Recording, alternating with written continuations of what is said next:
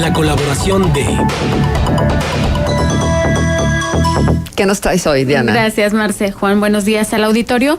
Pues les traigo algunos datos sobre revisión de discursos, sobre mentiras de los políticos, el fenómeno del fact-checking que está creciendo de una forma importante en nuestro país, el fact-checking como un ejercicio profesional, incluso en algunos lugares académico, de revisión del discurso y corroboración de hechos. Básicamente así podríamos describir qué es el fact-checking.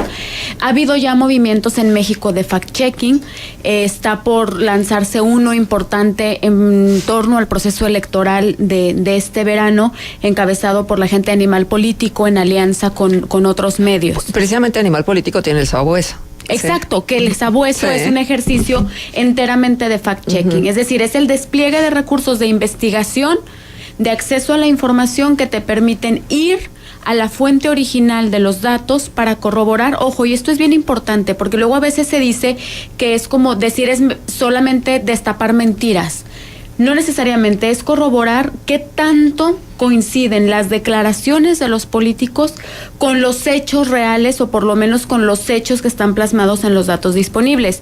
Y ahí empieza el primer gran problema para hacer fact-checking en nuestro país, y es que muchas veces llegar a decir si un dicho es cierto o no es cierto en función de si corresponde o no a los datos, el problema de origen es que no están los datos, o que los datos no son confiables, o que los datos no fueron recogidos con una metodología lo suficientemente precisa como para poder dar fe de que ese dicho es verdad o no. El fact-checking es un fenómeno relativamente nuevo. Los primeros ejercicios nacieron en Estados Unidos en torno al 2008-2009. El primer ejercicio de fact-checking en América Latina se dio en Argentina con una asociación que se llama Chequeado. Su página de hecho es muy interesante, chequeado.com.ar, donde toman declaraciones y después ponen la serie de documentos oficiales o datos oficiales donde corroboran si es verdad o no es verdad lo que se ha dicho. Para cuando nació Chequeado en Argentina en el 2010, en el mundo solo había 3 asociaciones en Estados Unidos que hacían fact-checking, 2 en Francia, 1 en el Reino Unido. Al día de hoy hay registradas oficialmente 123 movimientos de fact-checking alrededor de 51 países en el mundo. Y hay ejemplos bien interesantes, los de América Latina, por ejemplo, creciendo mucho en el fortalecimiento de su metodología, pero con un problema principal. A los fact-checkers de América Latina les cuesta mucho decir si un dicho es verdad o no, porque no hay datos suficientes con los cuales contrastarlos. Es decir, ir al dato real, se enfrentan al problema de que en realidad no existe el dato, o como decía, no tiene la solidez metodológica suficiente. Todavía se enfrentan a eso. Ajá. Oye, Diana, pero también, bueno, y lo hemos visto a través de la creación de observatorios o de organismos que vienen dando el seguimiento puntual a ciertos temas, que luego los descalifican. Es que ahí está el asunto interesante.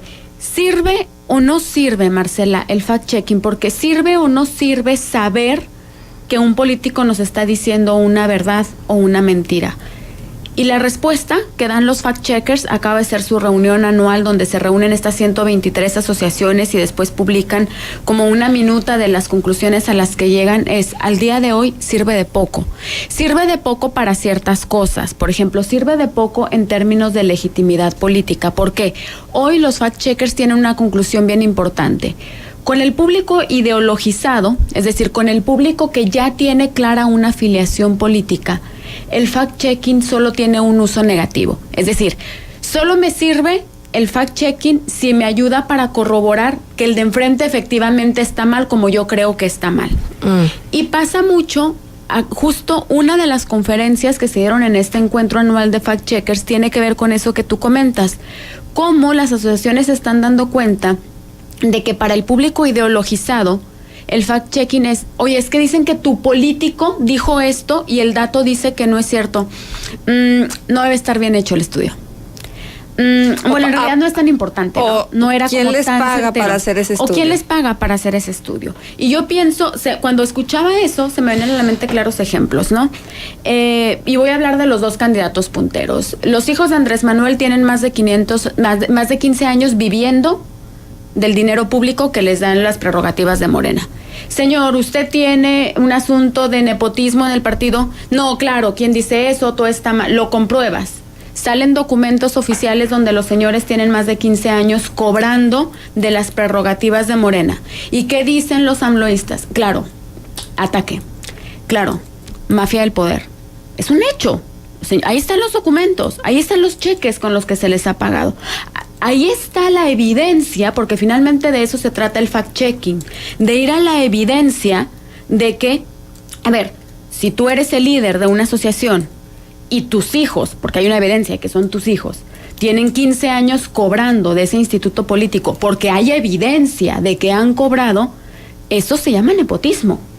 Sin embargo, para los seguidores hay un sesgo ideológico, claro, ataque. Voy a otro ejemplo. El asunto de Ricardo Anaya, para irnos al otro candidato puntero, de Ricardo Anaya con el tema de la casa. Es que Ricardo Anaya hizo un negocio con una persona que es posible que esté ligada a un tema de lavado de dinero. No. Entonces se construye todo un discurso en torno a, bueno, yo se la vendí, pero no es mi responsabilidad saber a quién se la vendí ni con qué dinero me lo pagó. Hay una responsabilidad. Hay una responsabilidad en términos de ser una persona políticamente pública y expuesta, de tener documentadas y soportadas las operaciones financieras y además de soportar el origen de los recursos. ¿Qué dicen todos los seguidores? No necesariamente. Bueno, habría que ver hasta dónde la legislación lo obliga o no, pero la defensa previa a los datos marca un sesgo donde para quien ya tiene una posición ideológica, el fact-checking va a ser poco, porque lo único que lo van a usar es para reforzar los datos negativos del que está enfrente. Los fact-checkers dicen, empezamos con una idea de devolverle el precio positivo a la verdad, de devolverle el valor a la verdad y a los dichos. Hoy, dicen, estamos en un punto donde creemos que lo que más podemos hacer es aumentarle el costo a la mentira. Creo que tendríamos que quedarnos con eso. O sea, ¿qué tan costoso es para hoy para un político decir mentiras? ¿Qué tanto realmente tiene que pagar una factura por decir mentiras? Yo pensaba hace unos días que veía estas fotos de cómo están las piezas del Torreón, ¿no? Aquí en esta mesa, yo estaba aquí, hace un año nos lo dijeron, bueno, es que es demasiado escándalo, no pasa nada, lo que estamos haciendo es retirarlo, lo vamos a resguardar y cuando se termine la estación Asas del Metrobús, lo vamos a volver a poner. El monumento está arruinado, bueno, está en unas condiciones que difícilmente se va a poder volver a poner como estaba antes. Ahí hay una mentira implícita, hay una evidencia clara de que alguien mintió. Y la pregunta que tendríamos que hacernos es, ¿cuál es el costo de esa mentira? Hasta ahorita ninguno. Y creo que esa pregunta, Juan, tiene que ver en dos sentidos. ¿Cuál es el costo institucional de que un político mienta? Porque tiene que ver con un asunto de Estado de Derecho. Es decir, legalmente, ¿qué pasa cuando un político miente? En países como el nuestro, poco. O sea, un político puede andar por la vida, y aquí lo hemos comentado en varias ocasiones, diciendo el Metrobús va a estar en marzo de 2016, es marzo de 2018, todavía no hay un carajo de Metrobús y no pasa nada. Es decir, legalmente no pasa nada. Nuestras instituciones todavía no tienen la fortaleza necesaria para que legalmente tenga un costo la mentira de un funcionario público. La otra pregunta es, ¿cuál es el costo ciudadano? Ni legal, ni político, ni social. A eso es el segundo punto. ¿Cuál es el costo social y ciudadano que le damos a un político que nos miente? Y creo que por lo menos esa es la parte que nos toca en este momento. ¿Qué tan cara va a ser la factura que le vamos a pasar a un político que nos miente? El movimiento de fact-checking que se va a dar en torno a las elecciones para mí, tiene grandes riesgos, porque si bien se va a armar toda una estructura de periodistas y académicos para estar verificando el discurso de todos los candidatos y saber cuánto de lo que se dice es verdad o es mentira, también es cierto que de una forma muy astuta lo que está ocurriendo, y ustedes estarán de acuerdo con eso, aquí lo hemos conversado, los candidatos están yendo cada vez menos al discurso de los hechos. O sea, cada vez menos hablan de cosas que se pueden comprobar o no. Cada vez el discurso se queda más en lo etéreo, en asuntos que no pueden ser llevados a un aspecto concreto que se pueda comprobar o no con un dato, con un documento, con un número específico, claro, porque le están dando la vuelta a esa posibilidad de que se chequeen esos discursos y se pueda decir lo que usted dice es falso o es verdadero. Cuando Andrés Manuel dice, el recurso para hacer todo esto va a salir del combate a la corrupción, eso es igual a nada. O sea, eso en términos de hechos es absolutamente incomprobable, ¿Por qué? Porque no me está diciendo exactamente de qué programa, de qué fondo, cuántos millones, bajo qué mecanismos. Y entonces, en la medida en la que nos quedamos en ese discurso de lo etéreo, el discurso también es menos comprobable. Pensar que hacer fact-checking o que tener ejercicios donde se diga científicamente si lo que un político dice es verdad o es mentira, y creer que eso va a tener una incidencia en las elecciones, me parece que a este punto es bastante ilusorio y es bastante inocente. Voy a poner un ejemplo muy claro. Estados Unidos es el país donde más ejercicio de fact-checking hay. Incluso es el país que tiene el ejercicio más sólido metodológicamente, el de la Universidad de Pensilvania. La Universidad de Pensilvania hay todo un equipo de trabajo de fact-checkers con la metodología más rigurosa. Tienen el ejercicio que se hace en Pulitzer, por ejemplo, la asociación Pulitzer tiene un grupo de académicos que están haciendo fact-checking permanentemente. El blog del Washington Post, que en términos de medios es el ejercicio a nivel mundial más sólido de fact-checking, el que hace Washington Post, para estar revisando precisamente el tema del origen de los datos y saber si lo que se dice es verdad o es mentira. Bueno, con todo y eso, Trump, los fact-checkers de Estados Unidos contabilizaron por lo menos 5,000 mentiras explícitas durante la campaña de Donald Trump. O sea, 5,000 veces mintiendo abierta y francamente con dichos durante la campaña, comprobados con datos. Sobre diferentes temas, sobre un tema en particular. Sobre todos los temas, ¿no? Y no pasó nada. Y ganó una elección. Uh-huh. O sea, no solamente no pasó nada, ganó una elección. Es decir, el país con más fact-checkers, el país donde esos fact-checkers Sí, a eso me refiero, que no pasó nada tantas porque mentiras, ganó la elección. Y el tipo, por lo menos desde que se mide metodológicamente la verdad y la mentira en los discursos políticos, y lo sigue haciendo. Habría que decirlo así, me atrevería a decir, desde que se mide, por lo menos el tipo más mentiroso, científicamente comprobado por los fact-checkers, es hoy presidente del país más importante del mundo. Y lo sigue haciendo. Y lo sigue haciendo, y sigue gobernando. Entonces lo traigo a la mesa porque creo que tendríamos que pensar, sí, en lo importante que es estos ejercicios de corroboración del discurso. Creo que tendríamos que fortalecer y pensar todos, por ejemplo, los medios, qué tanto le exigimos al político que está enfrente que lo que nos diga sea cierto. ¿Cuántas veces nos enfrentamos a una declaración?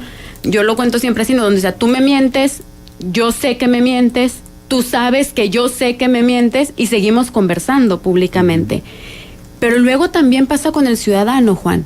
¿Cuánto de lo que escuchemos en las campañas sabremos que nos están mintiendo? ¿Y de qué tamaño, de qué costo va a ser la factura que le vamos a intentar cobrar a nuestros políticos? Creo que veo más esperanza en que funcione la factura ciudadana, la factura social del costo de la mentira. Me parece que va a avanzar más pronto esa que la factura institucional o la factura legal. ¿Por qué? Porque difícilmente van a armar un entramado legal donde el costo de mentir sea alto. En otros países existe. Los fact-checkers, por ejemplo, ahora en la convención anual decían algo bien interesante. Exponían el caso de los fact-checkers de Suecia. Los fact-checkers de Suecia están en un problema importante porque sus políticos no mienten. O sea, ya no tienen que chequear, chamba. ya no tienen, no, de hecho, empezaron a hacer un ejercicio de hacer fact-checking de redes sociales. Corazón. O sea, qué tanto de lo que hay en redes sociales es verdad o es mentira, porque el discurso público, ojo, pero lo dicen, porque hay un costo institucional muy alto. Es decir, un político, por ejemplo, ponían un ejemplo muy claro, que se atreve a dar una fecha de entrega de un proyecto, del ejercicio de un recurso, y no cumple, tiene una sanción administrativa. Al cierto número de sanciones administrativas se le inhabilita. ¿Por qué? Porque la legislación dice, a ver, si usted no es capaz de cumplir con los tiempos a los que se compromete, usted no está capacitado para hacer este trabajo. Entonces, con permiso y el que sigue. Como ocurriría con cualquier trabajo de la iniciativa privada, Marcela. A ver, tú entras a un trabajo, te piden entregar un reporte todos los viernes. El primer viernes no lo entregas, el segundo viernes no lo entregas, el tercer viernes no lo entregas. ¿Sabes qué pasa? No llegas al cuarto viernes. O sea, si su tarea es hacer reportes cada viernes y usted no los hace, pues usted se va de este trabajo. Y aquí lo que pasa es que las instituciones están contratados, los funcionarios, para hacer algo en tiempo y forma. No lo hacen la primera vez, la segunda, la 50ª, y no pasa absolutamente nada. Pero creo que entonces la reflexión, yo me quedaría y dejaría a los radioescuchas con esto. ¿Qué tanto le cobramos nosotros a los políticos la mentira frente a ellos, no? Bueno, perdóname, pero la pregunta sale sobrando. ¿Crees? Sí, porque no se las cobramos. Punto. O sea, nada más dime qué consecuencias ha habido para los políticos mentirosos. elección tras elección han mentido, sí, y vuelven a estar. Los equipos vuelven a repetir. Entonces dime, de verdad, ¿tú crees que en este país donde apenas estamos aprendiendo de qué va la democracia, donde apenas hay un involucramiento muy importante, que se erigen instituciones, asociaciones que están revisando, que están intentando la transparencia, que están intentando la cuantificación cualitativa y cuantitativa de los datos de gobierno?